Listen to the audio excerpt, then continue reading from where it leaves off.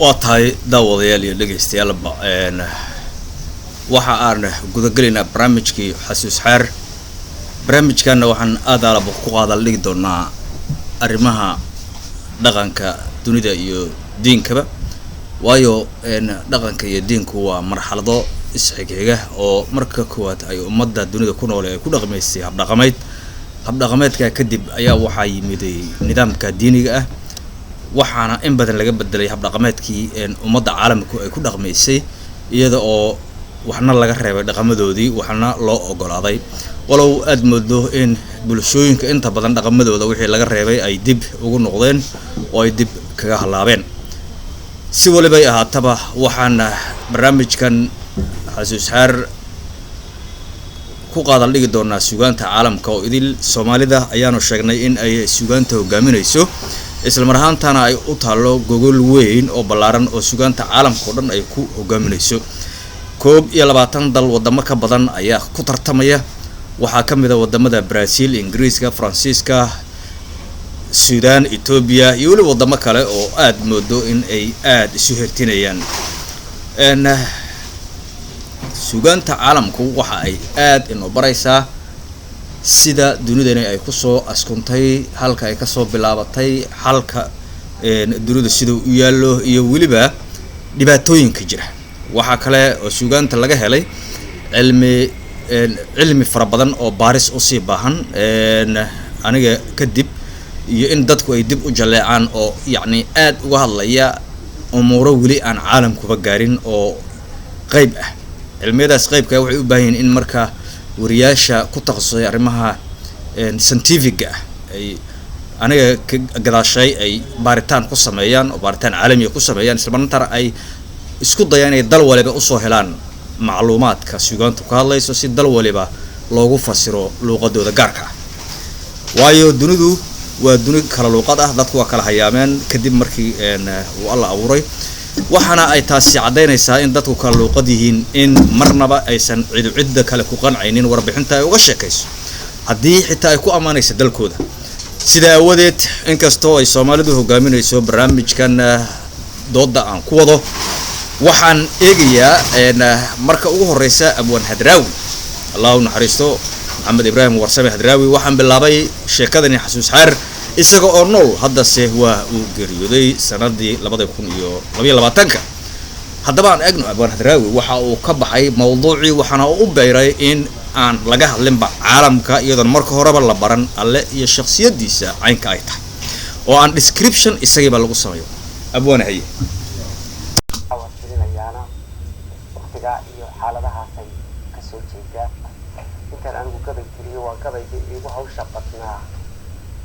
igu cusla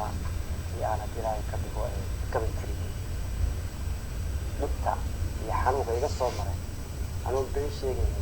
waa kabay igu xanuunka badnaa igu cusla weey inta aan tiriyay ya caawilay iyo leeyahay keeda ugu jeceshahay isaga kabay aad ugu jecelahay awal iyo aakhir wixii aan tiriyay awal iyo aakhir iyo nuxur tahay emotions ka iyo caafimadaha iyo arrimaha dilay ka dhigo insaaniga ah iyo dilay ka dhigo baarka laga tago waa gabayga marka iyo waajib kuleesho iyo ujeeda laga hadlo waa gabayga aan ku jecelahay waayo waa ay kaasoo hadba waxa xanuunka ugu weyn ka soo maro ayaa dumarka ugu jeceshahay marka dambe aad dhaliso ayaa ugu jeceshahay magaciisa waxa la yiraahdaa afkusiran afkusiran haddaan shaddan goysada marka ay tahay biraha u gudbin sharax waxaan ku yar faraxsanahay oray hore in ciddii la maqashiin lahaa weeyaan cidda caalamka horfadhiya ugu dhow ay gabayga dhageysi oo aan dad dilay ma erayada ku jira ma arko waxaan aan filaado horta gabaygu aad u adag yahay erayada ku jira ma adka ee ujeedada uu ku saabsan yahay ayaa adag oo garasho u baahan aqoon u baahan haddii aanay dhaliil lahayn erayga intellectual iyo scholar erayadaas waa inay macneeyaan waa inay gabaygaa macneeyaan wuxuu ku saabsan yahay nolosha wuxuu ku saabsan yahay nolosha waa tuma wuxuu ku saabsan yahay innaga wuxuu ku saabsan yahay innagu iyaynu nahay wuxuu ku saabsan yahay islaamnimada iyo islaamnimadu waa maxay wuxuu ku saabsan yahay ilaahay iyo ilaahay waa kuma iyo ilaahay waa kuma waaynu isognahay waxaa laynoogu yeedhaa ama waxaa ilaahay inoo dooray inaynu noqono inta uu abuuray cidda ugu fadliga badan ee ugu mudan buu inaga dhigay in noloshan aynu noqono maasterkii nolosha haddaynu nahay bani aadam walaqad karamnaa bani aadama waan kaa feefanaya weligii yaan la degdegi oo loo qaadan dadku sida iska ida war ninkii dee hataa booxlu iska noqdayo waa kan diin iyo haddii marka darunta laga hadlayo ayay dadka qaar sidaa u macnayar ee ninkii booxlu iska noqdayo haddii ilaahay ka dhigo diin iyo waxbuu ka hadlaya diin way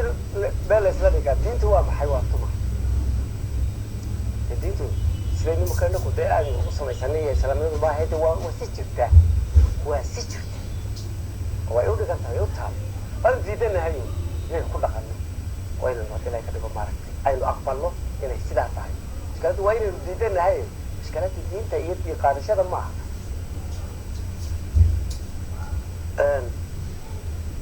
marka dhibta caawayna haysaa soo gorol dhibta caawayna haysaa waxay ka imanaysaa diidmada xaqiiqada runta diidmadeeda iyo garasho la-aanta runta iyo mashaakilka caawayna haystaa ay ka imanayaan adduunka inagoo kaa masterskii nolosha khaliifadaas ya wajacalnaakum khaliifatan fi lard walaqad karamnaa bani aadama iyo inta raacda iyo aadam sujuudii loo sujuuday ta ugu weyn ee qof uun damiir leh oo dadnimo leh uu xusuusto waxaa ugu culus sujuudii ilaahay lahaa ee uu malaa'igta intuu kulmiyey yili u sujuuda aadam intiina halkaa fadhidoo dhan caawa sujuuddaas muu lahaa isagaa lahaa sujuudda aabbayn aadan ma lahayn sujuudda keligii maahayd qof kasta oo bani aadama oo ilaahay abuuray muu lahaa sujuudda hal ahaadee shuruuday lahayd sujuuddii tii ilaahay ee uu ay qaar ku gaaloobeena diideen in laynoo sujuudo inaka in laynoo sujuudo because waxaynu ahayd kii ugu mudnaynta ilaahay abuuray ee qaar ku gaaloobeen ee lagu naaray ee lagu daydiyey ayuub baan iska bilaashahay lahayd adna sujuuddaa qaado walaqad karamnaa bani aadama qaado wajacalnaakum khaliifatan fi lard qaado intaasoo darajaa qaado laakiin waajibkaa ku gudo marka waxaan doonaynaa inaynu shuruudii korneylnimada iyo jirannimada iyo maashaalnimadiina sidano waajibkiina haynaan ku leh taasi dee noloshayna caadigaaba kama dhacdo dee ninka maarshaalkii xidigaa wuxuu u sitaa waajib ku guda maashaal waxaa ku gaadhaa waa waajib gudasho iyo haddii ilaahay ka dhigo iyo dhib fara badan iyo hawl fara badan iyo inaad haddii ilaahay ka dhigo maarka hatta isna inaad u qalanto bani aadamkuna waa sidaas oo kale bani aadam kaalinta ay nolosha ku leedahay bal quraanjada iyo kuwa kasii yaryarba iyo kuwa kasii yaryar kaalinta ay nolosha ku leeyihiin garanay waxaa intaa kasii daran intaa aan sheegay horta midna sidaynu u naqaano quraanji dee maha quraanji hadilooda quraanji maxay tahay dee quraanji waa quraanji dee ku koobi mayso quraanji waa quraanji kumayso intaa aynu naqaano sidaa aynu u aragno ayaa qalada mashkaladayna haysataan halkaasi ka imanaysa hadeega inta aynu naqaana sida aynu u naqaano ma aha mashkaladayna haysataana halkaasi kasoo jeeda ko taana kasoo gudi in waxa ayna kula noola dunyada in inta aynu naqaano malyan laabkeeda ama bilyan laabkeeda oo aynaan aqoon oo aynaan arkay laakiin ina kula nool adduunka korkiisa ايش قياسك adduunka waxaa ku nool intaa horta aynu naqaanaa waa waa dawlado kaalin bay ku leeyihiin nolosha xil bay ka hayaan nolosha maamul bay leeyihiin aqoon bay leeyihiin garaad bay leeyihiin ay ku gutaan xilka iyo waajibka loo soo diray salaada ka hor inta aynaan aqoonina waxaa jira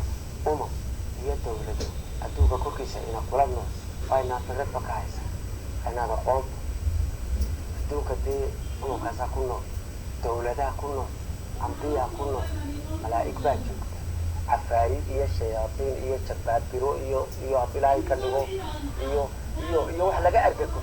iyo wax laga cawrifadaysto ayaa adduunka inala jooga intaas oo dhan innaga gudashada waajibkeena iyo badbaadadeena waxay ku xidhan tahay inaynu labadaa dhinacba ka rano ku inta aynu naqaano sida aynu sida xaqa ah ee ay u tahay u garanno aynaan kaga bixin dee waa quraansi iyo dibqallooxiyo waa jinac mid waliba inuu garasho leeyahay xil leeyahay keenoo kale ah loo soo diray balanskii nolosha yahay inaga isaynu waajibka u gudano isaga loo soo diray waajibka laynoo soo diray isaynu u gudano inuu gacan naga siiyo bal hadda ilaa quraanjada quraansi waxay joogtaa si aan adigu si ay ii kaalmayso iigu kaalmayso ama u xoojiso waajibka aniga laysoo diray inaan guto hadda ka warran jinamuna waa labi dee inta kasii waaweyn aynu naqaana iyadu hadalba ma laha inta aynaan aqoonina hadalba ma laha